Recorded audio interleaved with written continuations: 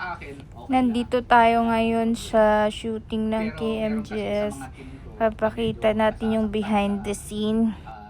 negative comments. May ilan. Yes. Tao rin kasi sila eh. Kaya medyo nalulungkot ako para sa kanila. Kasi okay lang naman po sa amin ang mga kritisismo, lalo na alam naman po namin na hindi naman po perfect ang gawa namin. Pero Sige sir, konti pa sir. Maglabas ka lang sir ng isa kunyari tapos check mo lang sir. dito rin, Apo. Sige sir, go ahead po.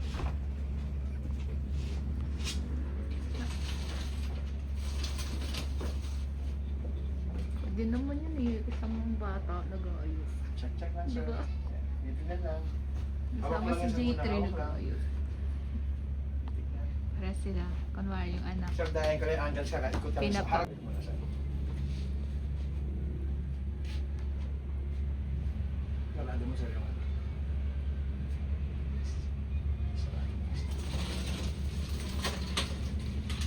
Pati dito rin sa mga lalaki. Ano gagawin niya? Hi! Tingin po. Yan. Hold lang yan.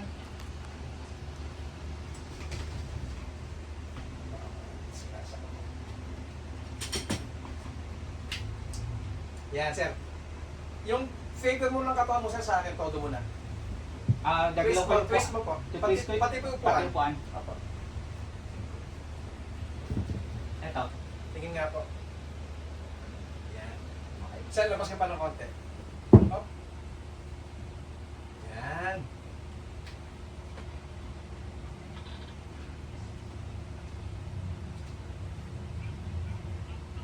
Sir, dito ka na nakatingin sa akin. Pwede ka na nakasmile dyan, sir, ha? Yan, nakasmile tayo na konti. Smile lang po. Papabot ko na lang. Abutin mo na lang, Arnie, yung helmet para ano.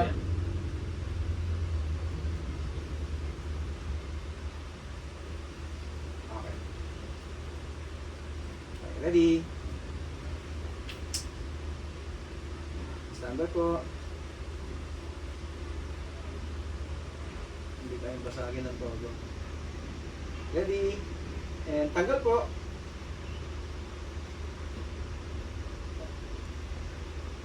And tingin sa lente.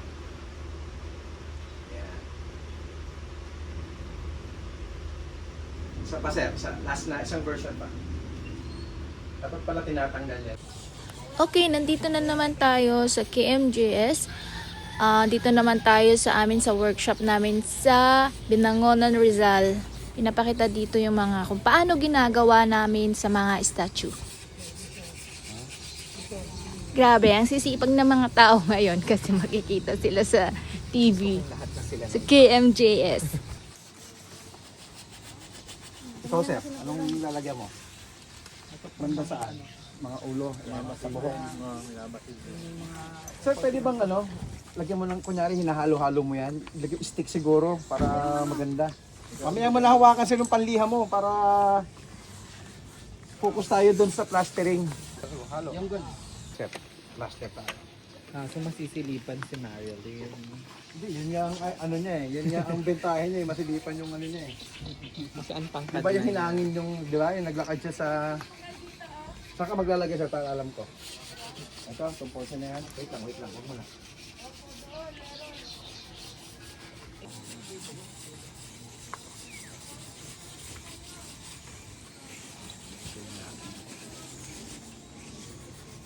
Tapos explain mo na lang rin na yung mukha rin. Kunyari katulad na ito, mukha rin yung Kumukuha ako ng panibagong team. This is ito yung core nyo, parang ito yung meron lahat. Mga layout.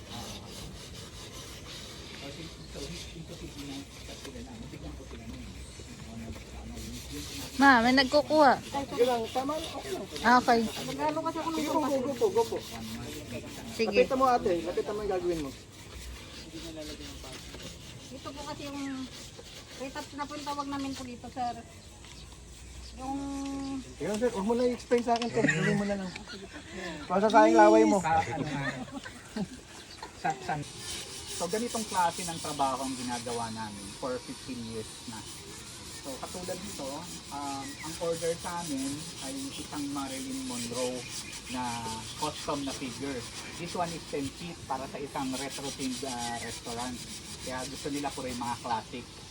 Actually, dalawa po sila, no, para sa kanilang dalawang brand.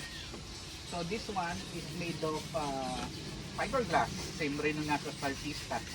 So parehong-pareho po sila ng material, pareho po ng proseso ang dinaanan. Ang pagkakaiba lang po kasi dito, ito pong mukha nito is not scanned. Ito po yung manual ginawa ng ating mga sculptor. Kaya ganito po ang sure. Tapos after po, So, same din po ba na parang pipintahan? yes. Once na mapakinis na nila to, kasi pag nung ito po kasi ay lumabas sa mold, hindi pa siya perfect. No? Anything na lalabas sa mold is not perfect. Meron siya minsan butas, meron parang map. So ang trabaho nila ngayon na nandito is lahat ng imperfections kailangan mawala, kailangan maging smooth. So yung parang etong mga ganitong klaseng trabaho po, ito yung talaga parang nyo na to, na master nyo na po itong mga ganitong klaseng work. I don't say na master, pero siguro kung ikaw mayroon ng ginagawa for 15 years, I can say na sanay na ako sa ganitong klaseng trabaho at naiintindihan ko na ang mga proseso. May gusto pa po kayong dagdag po? Pero tama ba yun? Tama ba yun? Pinting yung lang. Sobra.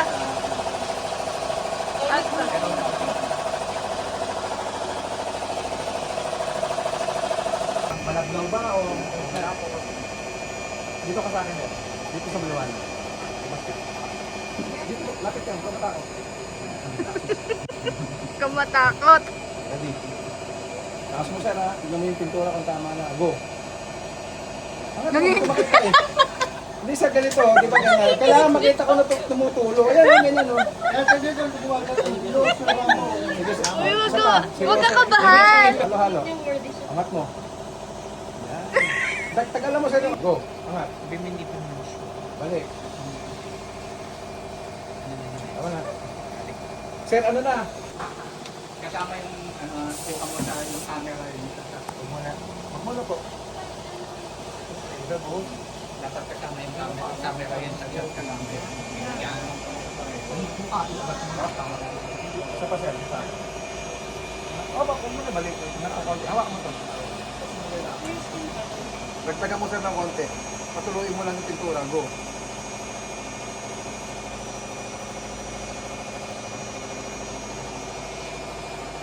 Ito ka naman kukulay. Tapos yung tatlong pisil. Huwag mo tutok sa lente ah. Huwag mo na. Tingnan ko. Okay, tara. Huwag ka.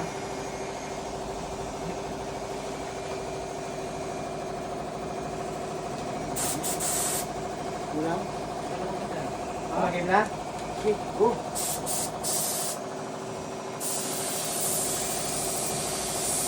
Nakilikin mo. Fine. Stop. Huwag mo na. Wait lang. Yan.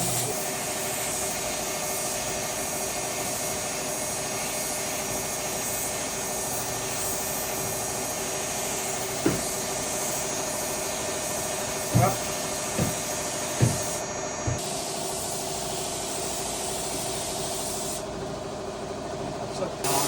Ito yung sword ng isa sa mga cartoons ng 80s.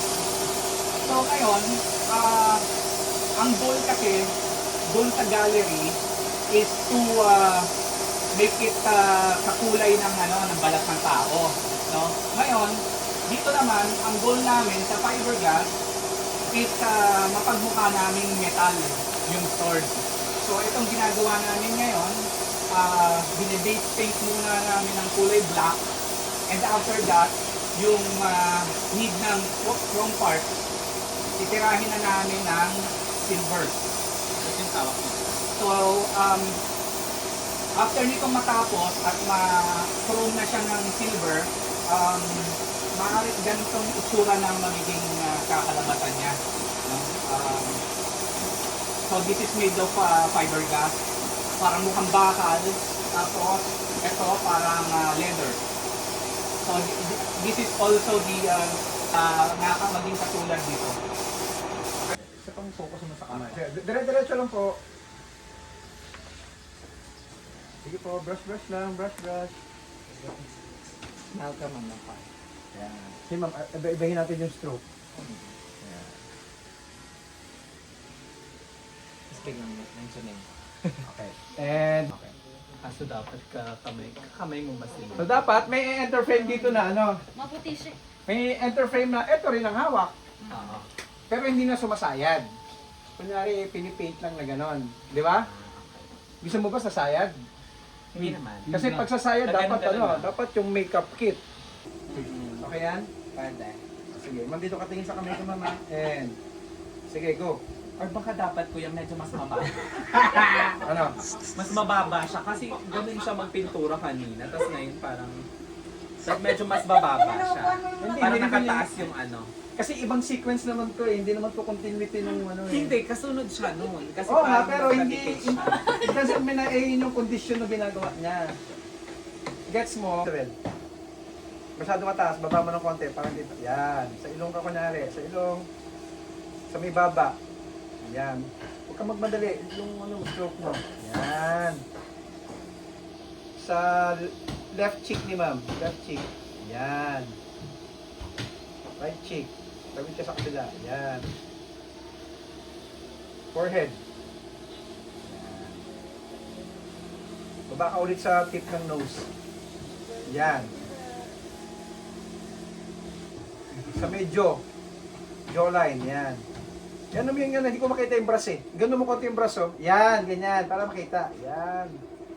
Kinukontour. Contour. Pwedeng isang shot na kikindat siya. Titingin lang siya sa camera. Pagka ganito gawin natin. Pag sinabi kong stop, baba mo yung kamay mo, ma'am, tingin kayo sa lente, kidlat. Ganun ha. Dito sa lente sa bilog. Pag sinabi kong stop, baba, kindat. Okay, ready? Realistic na komedya. Sa ano, joke ka gumawa ha, para hindi sapaw yung ano mukha. Ready? Yan. Sa joke ka na, go. Jo. Baba. Tingin sa lente. Isa pa. Pag bababa mo kamay mo. Sabi ko kasi stop. Hindi niya narinig yung stop. Yun na rin yun, yung baba. Same lang. Basta baba. Sorry. Kala ko baba na. Isa pa. Okay. Sige, pag sinabi kong stop na lang, diretso na yung baba. Same na lang yan, ha? Okay po. Tabi ka malito. And Jo. Taas mo ng konting brush para makita natin brush. Yan. Ready? Baba. Tingin sa lente, ma'am. Kinda. Isa pa. Pag tingin, ma'am, pwedeng ganun mo ng konti ulo mo. Sa akin, ma'am, di ba nakaganyan ka? Ganun mo ng konti sa lente. Oh, adjust ka lang. Alam mo yung para sa Huwag ka ganun mannequin na lang. isang ganun lang. Yan, then kindat, ma'am. Yan. Okay, ready? Ngiti ka ma'am ha. Todo mo na yung smile mo pagka kumindat ka kasi gumagalaw ka na nun eh. Parang ngipon liit lang. Natatawa kasi. Okay. Ulitan ako. Okay. Pinagpapawisan yung mannequin, no? Sige, Okay, ready? seryoso lang tayo para di tayo matawa. Right. Ready? Ang tingin mo muna ma'am diretso, wag muna sa lente. Yan. And sige, makeup. Makeup. Taas mo ng konting brush. Yan. Kabila. Huwag ka magmadali ito. Landahan. Sa may baba. Ready ma'am ha? And baba. Tingin sa lente, kinda. Nice. Okay na sa'yo yan? Hindi ka nakatingin eh. Tingnan. Review na lang natin. Oo daw, pero nakagaling. Hindi nakatingin pa lang. Okay na sa'yo sa version. Hindi ka nakatingin eh. Pero ang galing ni mama, talagang hindi gumagalaw. Pwede naman, diyan mo na pick upin. Pumikit lang. Pumikit lang. Hindi, diyan mo pick upin. Diyan mo pick upin. Yun. Huwag kang bidilat ng matagal. Ay pipikit ng ano ma'am. Basta matagal ka lang muna tumilat. Oo, cosplayer yan si Ma'am. Kaya Okay. Player ka ba? Ready? Up, wala mo na. Ready, stand by. Ang tingin Smile. ma'am, diretso lang muna. Dito ka naman tumingin kayo. Yan, okay yan. Ready? Stand by. And makeup.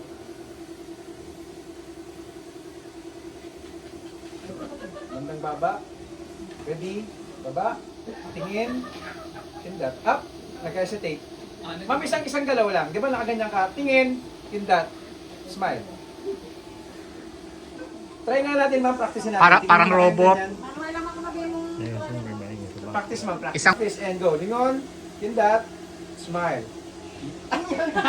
Pero ma'am, i-hold mo lang matagal ha. Maganda yung kahit kidnap nga lang eh, okay lang. O sige, kindat, wala nang smile. Wala nang Ma'am, ma'am, smile na siya. after ng kindat, hold mo ng 3 beats, 3 seconds. Hindi, di ba, kumindot ka na. Pag pindot mo ganyan, balik mo na. Hold mo na ng 3 seconds. Tanong muna natin. Yes po, pagbaba niya, yun na yung cue mo.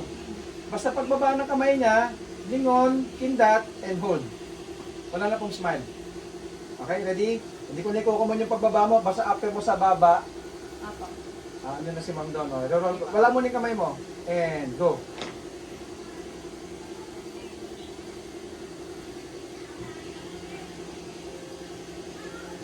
Hold, hold. Yun, dali. Hindi ka na naman nakatingin! Hindi, okay na, okay na. Dapat pala ganun eh, wala masyadong command eh. Oh. Siya lang. Actor's cue. Ganyan lang. Di ba? Ganda, cute. Isang wide lang yan, kuya. Wide na. Walang tao. Nagaganyan. Paint kunwari. Pwede po pong kunin yung pinturang ano ulit. Saw.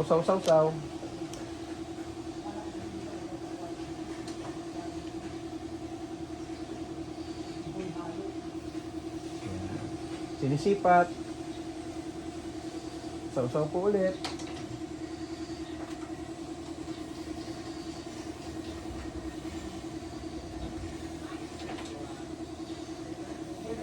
Tapos kailangan mo ng ano dyan, open ng blank plate. Na pwedeng... Sige ma'am, galaw-galaw lang.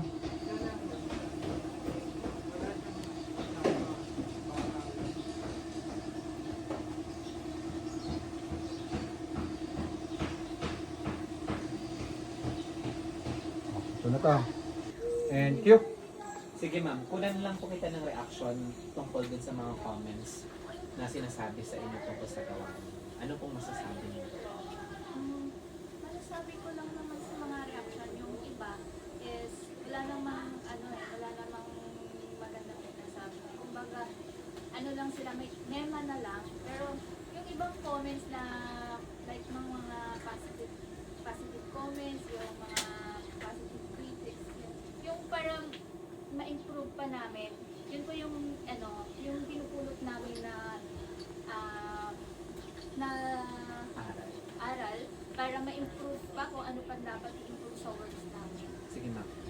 Doon naman sa experience mo bilang parang ikaw ang isa sa mga primary na painter ng mga gawain mo.